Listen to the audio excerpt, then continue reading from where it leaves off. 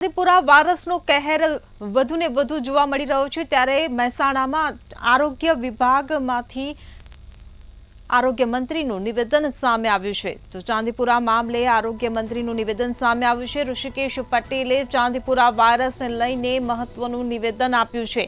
ગઈકાલે 14 જેટલા કેસ હતા જેમાં 8 થી 9 મૃત્યુ થયા છે તો નમૂનાઓ પુના ખાતે મોકલવામાં આવ્યા છે। હાલ શંકાસ્પદ જે કેસ છે તેને લઈને પરીક્ષણ માટે પુના ખાતે સેમ્પલ મોકલવામાં આવ્યા છે। મધ્ય ગુજરાતમાં શંકાસ્પદ કેસ વધુ જોવા મળી રહ્યા છે તો મહેસાણાથી આ સમાચાર। ચાંદીપુરા મામલે આરોગ્ય મંત્રીનું નિવેદન સામે આવ્યું।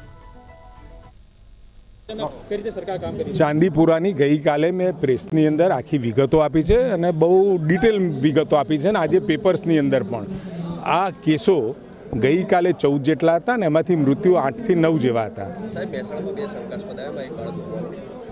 હવે કયા કારણોસર એ તો એની વિગતવાર તપાસ કરી અને ચાંદીપુરમનો જે રોગ છે સેન્ડ ફ્લાય એટલે કે રેતીની માખથી આ થતો રોગ એ રોગ હજુ એના જે નમૂનાઓ ખરા એ આપણે પુના મોકલ્યા છે।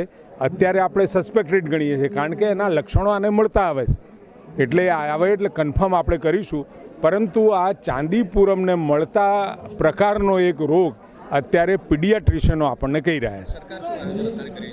અરે જ્યાં આગળ અને ખાસ કરી મધ્ય ગુજરાતની અંદર આ રોગનું પ્રમાણ આપણને વધારે જોવા મળ્યું છે પરંતુ દરેક જગ્યાએ ઘરોમાં જે માટીના ઘરો હોય લીંપણના ઘરો છે એવા ઘરોમાં રહેલી તિરાડોમાં આ માખીઓ હોય છે।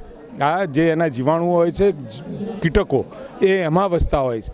ત્યાં આગળ એને પૂરવાનું કામ જંતુનાશક દવા કરવાનું નાખવાનું કામ આ બધા કામો સાથે લગભગ 4546 જેટલા ઘરમાં કામગીરી કરી ચૂક્યા છીએ અને આશરે 44,000 જેટલા લોકોને પણ આમાં આપણે આવરી લીધા છે આ તપાસમાં।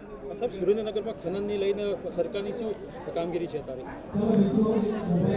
ખનન વિષયમાં ભૂપેન્દ્રભાઈ પટેલ સાહેબે જે 3